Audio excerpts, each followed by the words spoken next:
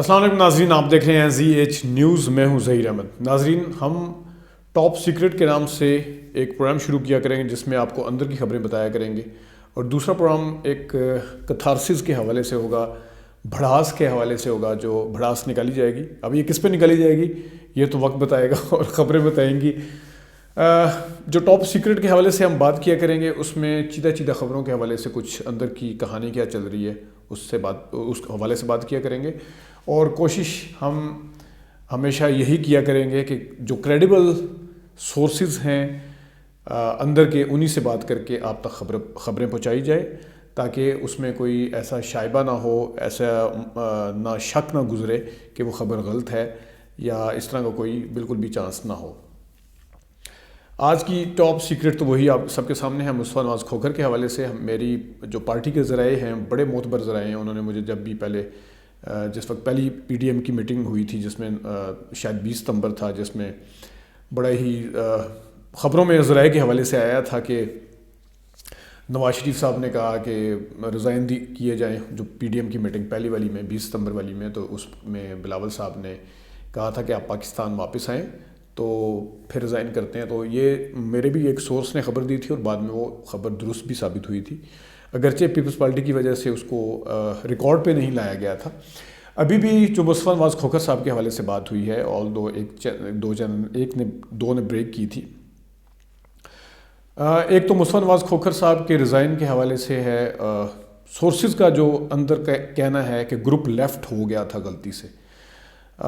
غلطی سے خیر گروپ لیفٹ بھی ہو جاتے ہیں، لیکن میں نے انہیں کہا کہ پھر انہیں ایڈ کیوں نہیں کیا گیا. جو استعفے کے حوالے سے خبریں دی گئی ہیں، اگر گروپ ان سے لیفٹ ہوا ہے تو ایڈ کیوں نہیں کیا گیا. تو پھر انہیں کہا کہ ایڈ کر لیا جائے گا. شاید 24 گھنٹے کا ٹائم ہوتا ہے، میرا نہیں خیال کہ گروپ کے اندر دوبارہ آنے کے لیے کوئی 24 گھنٹے کی شرائط ہوتی ہے. ہم بھی کافی سارے گروپس میں ہیں، غلطی سے اگر کوئی ایگزٹ کر جاتا ہے یا کوئی کسی ناراضگی سے ایگزٹ کر جاتا ہے، تو وہ تو دوبارہ سے اس کو فوراً ایڈمن جو ہوتی ہے، ایڈمن اس کو فوراً سے ایڈ کر لیتی ہے.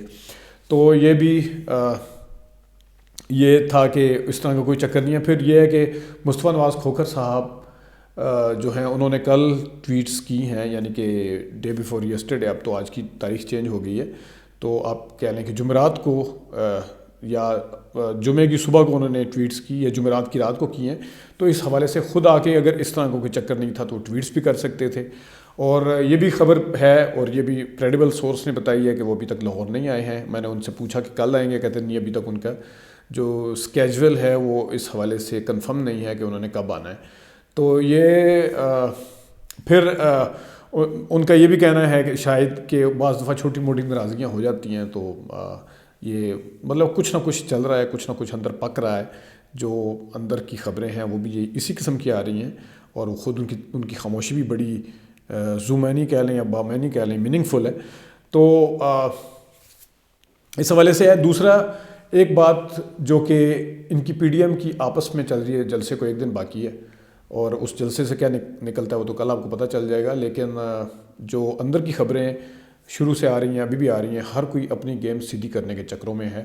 مولانا فضل الرحمان صاحب جتنے ہاکس نظر آ رہے ہیں، جتنی سختی ان میں پائی جا رہی ہے یا نظر آتی ہے، اتنے ہیں نہیں ہیں. کاش میں اب ایک بہت ہی پی ایم ایل این کے سینئر لیڈر ہیں جن سے میری بات ہوئی تھی ایک بار، تو انہوں نے مجھے بتایا کہ یہ بھی اپنی گیم اسٹیبلشمنٹ کے ساتھ سیدھی کرنے کے چکروں میں ہے. تو جو پارٹی ہے، پیپلز پارٹی ہے، وہ تو آپ کو پتہ ہے پہلے کہ ان کے پاس تو سٹیکس بھی ہے سندھ حکومت کا، اور ان کے حوالے سے بھی انہی لیڈرز نے، کاش میں آپ کو یہاں پہ نام بتا سکتا، لیکن ایتھکس اجازت نہیں دیتی کہ میں ان کا نام بتاؤں.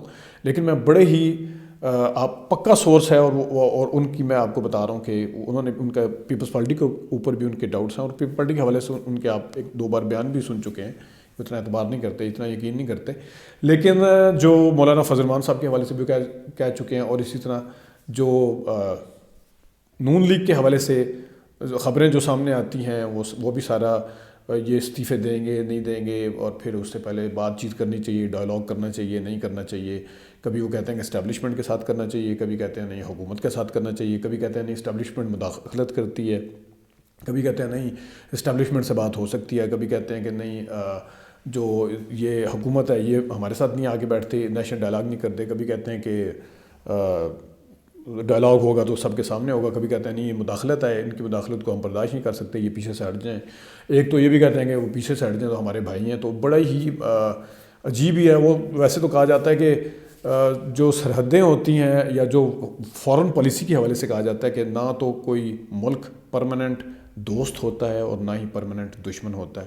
آج بھی بلاول بھٹو اور مریم صاحبہ جو ہیں ایک دوسرے کے, وہ بلاول صاحب ان کی طرف گئے تھے, اور جو کل شبلی فراز صاحب نے تھوڑی سی پریس ٹاک کی تھی اور آگ لگانے کی کوشش کی تھی دونوں کے درمیان میں, تو انہوں نے کہا ہم لڑائی نہیں کریں گے آپس میں. وہ باتیں کتنے بھولی ہوئی ہیں کہ ایک ہی سکے کے دو رخ ہیں, اور یہ نیازی اور زرداری ایک سکے کے دو رخ ہیں, پتہ نہیں وہ کون کہتا تھا. اور یہ خورشید شاہ صاحب کے اس طرف بیان آتے تھے کہ وہ دونوں ایک سکے کے دو رخ ہیں.